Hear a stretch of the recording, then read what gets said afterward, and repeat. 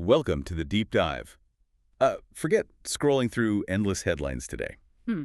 We're going straight to the heart of three global stories. Mm-hmm. They might seem totally separate at first glance, but stick with us. Yeah. By the end, you'll really see how they connect. Yeah, there's a hidden blueprint there. Exactly. A blueprint for our economy, affecting everything from like your phone battery to, well, your investments. Our mission. Unearth the key nuggets of knowledge, give you a shortcut to being genuinely clued in. Okay, let's unpack this. So first up, the U.S. government's big play to secure vital mineral supply chains. Very important stuff. Definitely. Then we're heading east, looking at the surprise comeback of an iconic tech figure and what that means for a huge e-commerce player facing some serious heat. A real strategic shift there. And finally, we'll land in Japan, digging into a moment in their financial markets that's signaling a, frankly, massive change. Could affect everyone globally. And what's fascinating here is, like you said, these aren't just random news items. You connect the dots, and they're all signals. Big paradigm shifts affecting economies, how we invest, even, the gadgets we use every day. It's about seeing those underlying currents. Couldn't have said it better. Okay, let's jump right into story number one. Huh? The U.S. getting proactive about its critical mineral supply chain. I mean, for ages, the U.S. and lots of Western countries really have depended heavily on other nations, right? Absolutely. Especially China. Absolutely. For all sorts of essential stuff. Materials for EV batteries, chips in your laptop, even high-tech defense components. So this new fund, it feels like a really bold move to change that reliance. It is a bold move, and the core of it is this substantial $5 billion fund. But the crucial thing to grasp is the structure. It's not just a government handout. It's a joint venture. You've got the U.S. International Development Finance Corporation, the DFC, that's the government agency, teaming up with a private investment firm, Orion Resource Partners. Orion, right. Yeah. And each side is putting in up to $2.5 billion. And this joint venture setup, it's pretty smart, actually. It lets the government tap into private sector expertise, private capital, while sharing the risk. The goal is, better efficiency, maybe a higher chance these projects actually work compared to if the government just tried to do it all themselves. And we're not just talking about rare earths, those ones that get mentioned sometimes. The scope here is much wider, isn't it? Absolutely, much wider. The USGS, the U.S. Geological Survey, they just listed 54 critical minerals in 2025. Are they really aiming for all 54? Or are there, top priorities? What kind of minerals are we talking about here? Good question. Yeah, the fund does target all 54 of those newly designated minerals. So yes, that definitely includes the lithium, cobalt, nickel, graphite. The battery stuff. Exactly, vital for EVs. And also copper, fundamental for power grids, all sorts of infrastructure.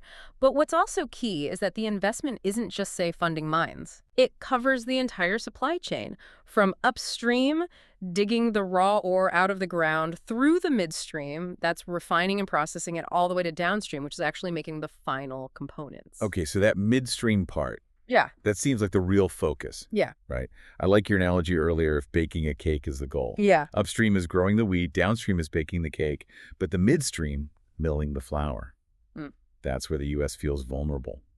Like, we need our own flour mills. That's a perfect way to put it. That's exactly the thinking. The U.S. realized, hey, finding the raw materials isn't enough if we can't actually process them into usable forms here or, with reliable allies. Right. That midstream gap, that processing capability has been the biggest vulnerability. But playing devil's advocate for a second. Yeah. Does this much government involvement worry anyone? Traditionally, this is private sector territory. Could it stifle innovation?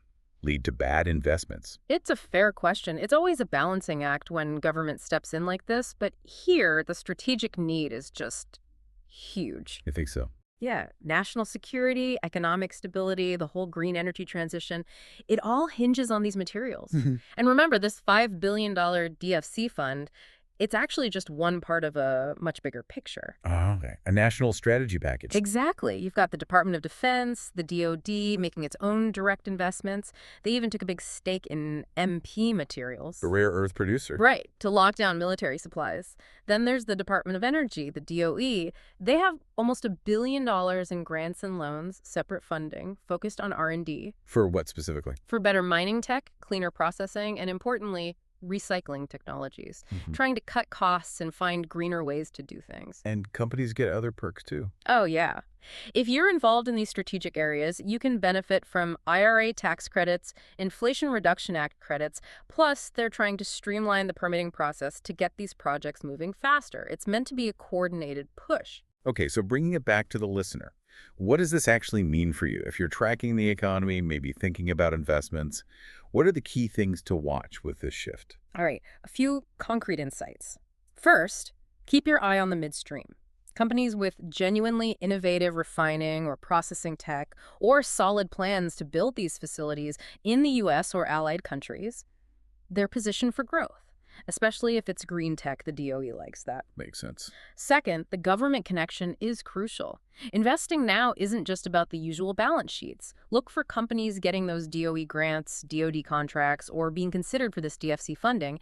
It's almost like a government seal of approval showing they're strategically important. MP Materials, again, perfect example. Okay, what else? Third, don't overlook recycling. It's kind of a hidden gem. Building new mines takes tons of cash, time, regulations. Right. But pulling valuable minerals out of old batteries, electronics, they call it urban mining. It's often cheaper, faster, fewer hurdles, and the government's really supporting it. Interesting. Urban mining. Yeah. Finally, though, be aware of the risk factor. Whenever there's big government money, you get companies popping up with fancy plans, but maybe no proven tech. Now the hype. Exactly. Do your homework. Check if the tech is commercially viable. Look for pilot plant results. See if they have actual skilled engineers. And, of course, commodity prices themselves. They bounce around. That risk never goes away, government backing or not. Okay, that's a really clear picture of the mineral strategy. So governments are reshaping supply chains, but big companies are also making major strategic moves, which takes us to our next story. Alibaba. Yes, Alibaba. And the, frankly, dramatic return of Jack Ma. This feels like more than just a symbolic thing, right? It sounds like a real strategic pivot for Alibaba's survival, maybe even growth, Yeah. given the competition they're facing. Oh, absolutely. It's deeply strategic. He doesn't have the CEO title, no, but reports suggest he's incredibly involved again, more than he has been in years. He's basically acting as the chief strategist. And why now? What's the driver? It seems to be pure urgency. Urgency about the fierce competition they're up against, and just the sheer speed of tech changes, especially AI. Right, and it looks like Ma's focusing on two main battlefronts. First, the AI war. He sees this as make or break for the future, doesn't he? Totally. He views AI as absolutely critical, and they're putting serious money behind it. 380 billion yuan. That's what, around 52 billion US dollars? Wow, 52 billion. Over 3 years poured into AI and cloud infrastructure. Apparently, he's even messaging AI execs daily, pushing for progress. And it's showing results already. Seems like it. Alibaba Cloud just posted a 26% revenue jump. That's significant. Okay, so AI is the future battle. What about the present? That's the e-commerce war. Defending their home turf, basically. Alibaba used to be the undisputed king, but now rivals like JD.com, PDD, Meituan, they're eating into their market share. How's Ma fighting back there? With cash, mainly. He greenlit a huge subsidy program of 50 billion yuan, about $6.8 billion, to compete on price and delivery speed. They're willing to sacrifice some profit margin in the short term to win back customers. Aggressive. Very. And he's also shaking up the company structure again. He's pushing for more synergy between departments, kind of undoing that big split into 6 separate units they announced back in 2023. It's all about getting everyone laser-focused on AI and e-commerce. It really does sound like that classic sports team analogy you used. Yeah. The star coach returns. Exactly. The coach is back, not necessarily playing every position, but redesigning the whole strategy, rallying the team to fight on these two fronts: future survival with AI, present defense in e-commerce. It's a major revitalization effort. So for anyone watching Alibaba, maybe investors, what are the key takeaways from Ma's return? Okay, several big things. First, and maybe the most immediate impact, is the political risk just vanishing. Ah, the uncertainty. Yeah, since 2020, the government crackdown, the questions around Ma himself, it really weighed down the stock. His very public, active return signals things are normalized with Beijing. That cloud of uncertainty is gone. And that's a huge reason the stock surged over 80% in 2025. That makes sense. What else? Second, you're seeing a clear shift from defense to offense. Yes, the subsidies might hit profits short term, But the message is clear. They're fighting for market share and revenue growth. So for a while, investors should probably watch metrics like GMV, gross merchandise volume, more closely than the profit margin itself. Got it. Focus on growth over immediate profit. Third, there's a fundamental cloud reevaluation happening. Ma is actively trying to rebrand Alibaba less e-commerce company, more AI technology company, Interesting. which means investors really need to start using a sum of the parts valuation. Value the cloud and AI business separately, likely higher than the traditional e-commerce side. That recent 26% cloud growth backs this up. So the sum is potentially worth more than people thought when viewing it as one big e-commerce entity. Precisely. And finally, the guiding star is back. Having a founder like Ma return provides a powerful focal point. It boosts internal morale, restoring external confidence in the long-term vision. He provides that clear direction. So the key now is watching the execution. Absolutely. Execution on these big AI and e-commerce plays will determine if this comeback truly succeeds in the long run. Fascinating stuff. Okay, from corporate strategy shifts, let's pivot now to the broader world of global finance, specifically to Japan. It might sound a bit dry, a government bond auction, but you're saying this can signal huge fundamental shifts. Oh, absolutely. Don't let the term bond auction fool you. The recent Japan 20-year government bond auction, the one on September 17th, 2025, it was a genuine shocker, a huge surprise. And yes, it signals a gigantic paradigm shift. A gigantic shift. Wow, what shift exactly? It basically marks the end of an era. Japan's literally decades of zero interest rates are over. They're moving towards being a normal market again, where interest rates actually matter for valuing assets instead of being, artificially held down near zero by the central bank. Like emerging from a long winter, you said. Exactly that analogy. Imagine nothing grew financially for decades because rates were frozen, and now suddenly you're seeing signs of spring. That's the kind of fundamental change we're talking about for Japan's markets. So why was this specific auction such a surprise then? I mean, the news out of Japan hasn't exactly been rosy lately, has it? Political uncertainty, hints of rate hikes. You'd think investors would be wary of buying long-term government debt. You are absolutely right to think that. The backdrop was full of anxiety. Politically, Prime Minister Ishiba had just resigned. The ruling party lost its majority in the upper house. Which usually means more spending, more debt. Correct. Fears of more government spending, meaning more bonds needing to be sold, which typically pushes yields up to attract buyers. Plus, the Bank of Japan, the BOJ, had already ditched negative rates, raised its policy rate to 0.5% earlier in 2025. Right. And Governor Ueda keeps dropping hints about more hikes coming, especially with inflation forecasts creeping up to 2.7% for 2025. So yeah, all signs pointed to weak demand for a 20-year bond, pushing yields higher. Okay, but that's not what happened. The results were totally opposite. Completely counterintuitive. It was stunning. The bid-to-cover ratio, that's the measure of demand. How many bids they got for each bond they were selling it came in at 4.0 times. 4 times. That sounds high. It's incredibly strong. Usually anything over 2.0 is considered healthy. So 4.0, that's massive investor appetite. And even more surprising, the yield on that 20-year bond actually fell after the auction, down to 2.635%.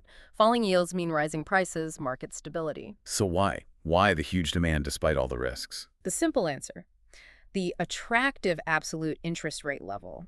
Think about it from the perspective of Japanese institutions, big life insurers, pension funds. Okay. They have spent decades, literally decades, getting almost zero return on safe government bonds.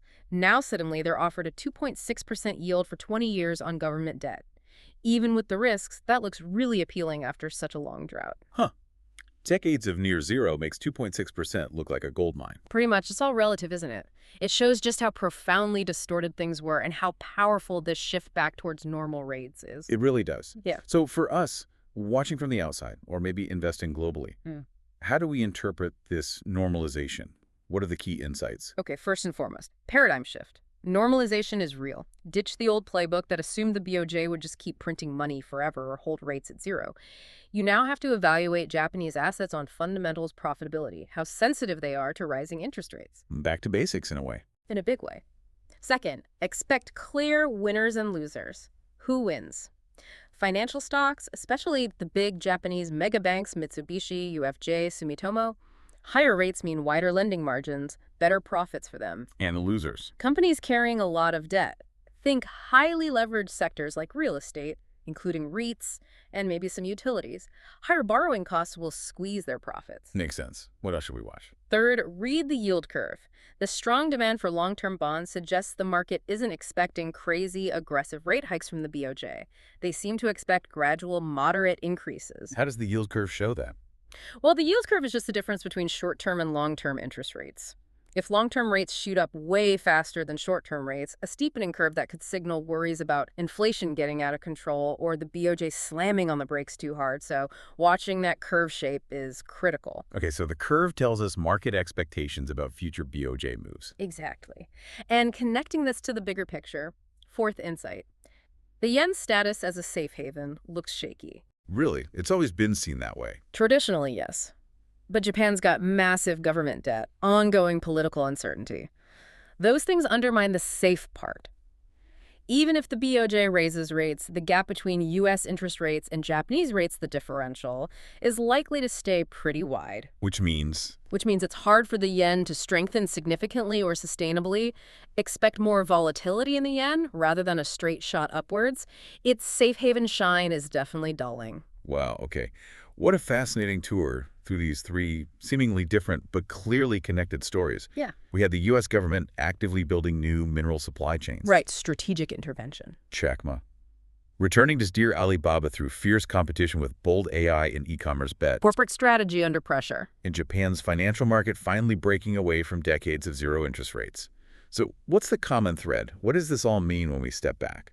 I think it means we're seeing really profound shifts happening all over the globe. These aren't just isolated incidents. They show fundamental changes in how money moves, how governments prioritize national interests over pure market forces sometimes, and how major companies are forced to adapt. And for you, the listener. For you, understanding these shifts isn't just, interesting dinner party conversation. It's actually key to navigating the economy that's unfolding, making smarter decisions, whether it's about your career, your investments, or just understanding the world. And this raises an important question, maybe something to think about. Consider how these three stories, from totally different parts of the world, all point towards a global landscape increasingly shaped by strategic national goals, a reevaluation of old ideas about growth, and the search for new kinds of stability. What other invisible hands, maybe beyond just the market, might be shaping the world we see every day? That is a powerful thought to chew on. A lot to think about there. Well, thank you for joining us on this deep dive today. Keep exploring, keep asking questions, and stay informed.